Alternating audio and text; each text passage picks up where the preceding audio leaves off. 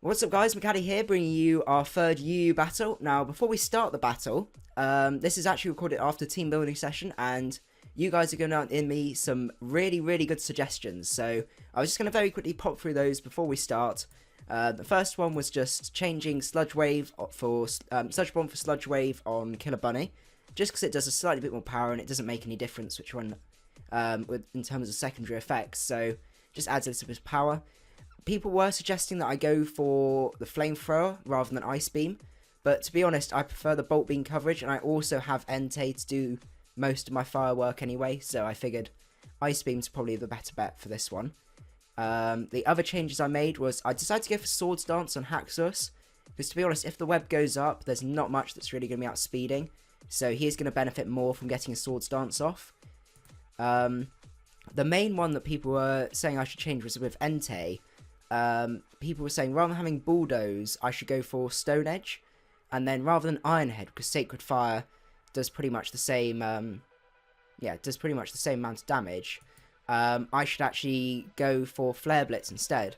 But to be honest, just to have an 100% accuracy fire move that does maybe a little bit more damage than Sacred Fire, to be honest, I had to think about it, and I decided that actually Bulldoze probably is better to get Edgequake. The other issue as well with running Flare Blitz is that you end up with recoil plus life orbs. You're not going to be running around for that long. And I can also Bulldoze on the switch as well, which means that with the combination of either if the sticky web's up or it's not, it means they're definitely not going to be outspeeding. So I'll keep trying it for a few goes and just see how it goes. I may end up changing it up, but we'll just have to see. And then the final thing as well is I just changed a bit of the EVs around on Blastoise. I brought this up to 122, which means that with the sticky web up, I end up outspeeding positively natured base 100s, which I thought was a fairly sort of a fairly good speed tier to go for.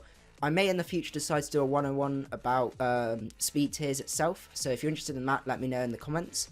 So yeah, on to the first battle. Okay, so I'm against a guy called Chris2121. And looking at his team, he's got quite a few threats, and my computer's going absolutely crazy at the minute. So looking at his team, he's got a Crocoon, which is going to be a massive issue, a Mega Sceptile most likely, a Fortress, which is going to be an issue. I need to make sure I can spin away the stop him from spinning away the rocks first.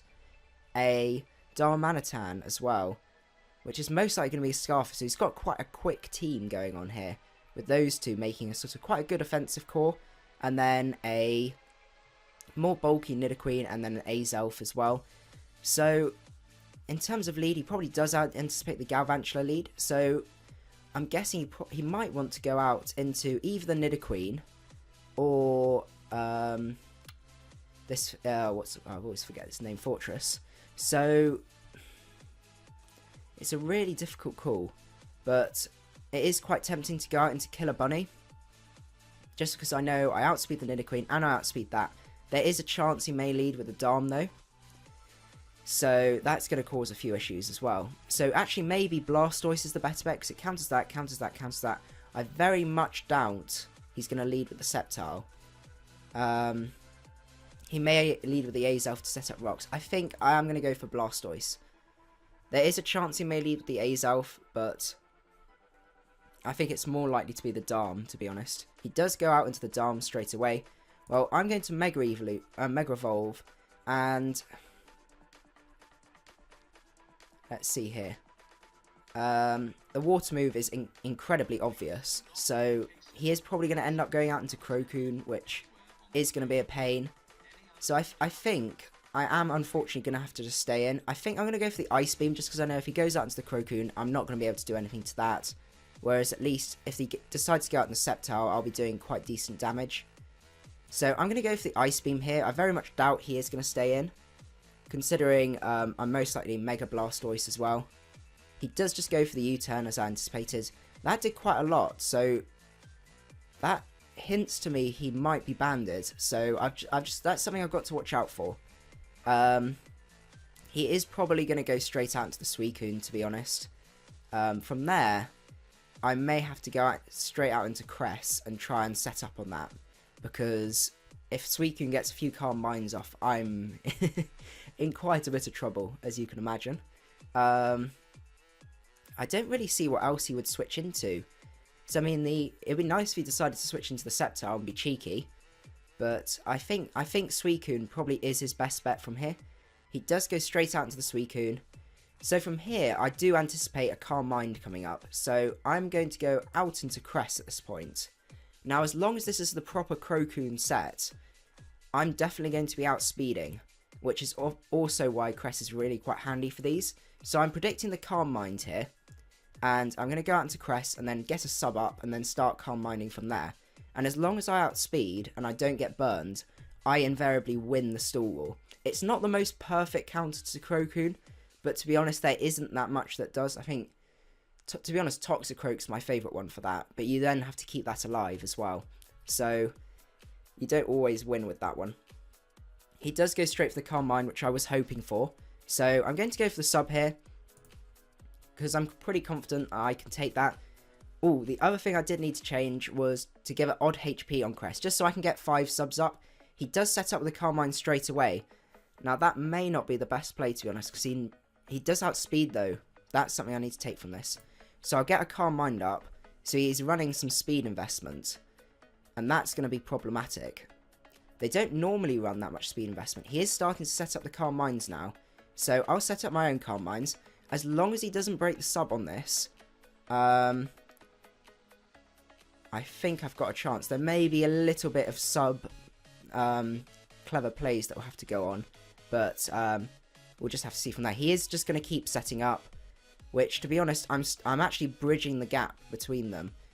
While we sort of incrementally increase sort of how the maths works, I'm trying to think how to explain. Sort of, as we both set up, my stats actually get sort of, they both increase, but sort of the effect that it makes doesn't, I don't know how to explain it. But, all it means is he's better off trying to break my sub first, rather than setting up. He does go for the Scald, which doesn't break my sub, so I can go for another Calm Mind here. Now the question is, I think going for another Calm Mind probably is the best bet. I have a feeling he might be able to break it, but to be honest, I'm bridged the gap even closer now, so I don't know if he's going to break it. He does break the sub at this point, but even if he does end up burning me, I'm at the point where I can take him out before I die. So that's quite good. He does get another Scald off, and he doesn't get the burn. That's really good. So I can set up another Calm Mind here. And I think what I might do, it's really tempting to be cheeky and set up another sub on this next turn. Because that means that... I'm trying to think whether that's worth it. We'll see. So he goes for the Scald. So I'm going to go for another Calm Mind here. Now, at this point, if I go for the sub, it means he doesn't then hit me. So I think I'm going to go for the sub at this point, because even if he sets up to +4, he's still not going to be able to break it. So he goes for the Scald, breaks my sub. I am going to go for the sub again. So now I can get a hit off for free. So I'm going to go for the Psyshock here. I think this does about, I'm guessing about 54. I think that's what it normally does. Because he can go for the Scald this turn, and I'll go for the Psyshock. Oh no, 49%. So it's... I'm not going to be able to take it out, unfortunately. So I think what I'm going to have to do is... I'm going to be cheeky. Not cheeky. I'm going to go for the sub, play it safe. And invariably, he is going to have to rest this next time.